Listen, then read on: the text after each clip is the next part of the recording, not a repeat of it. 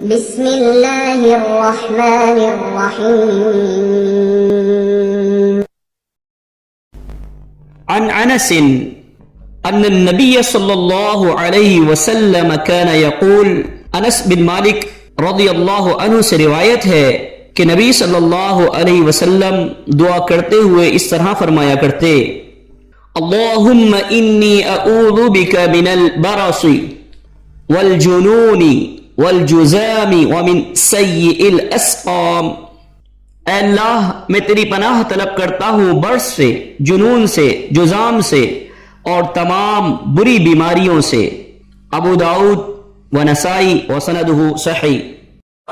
اللہ اللہ اللہ اللہ اللہ اللہ اللہ اللہ اللہ اللہ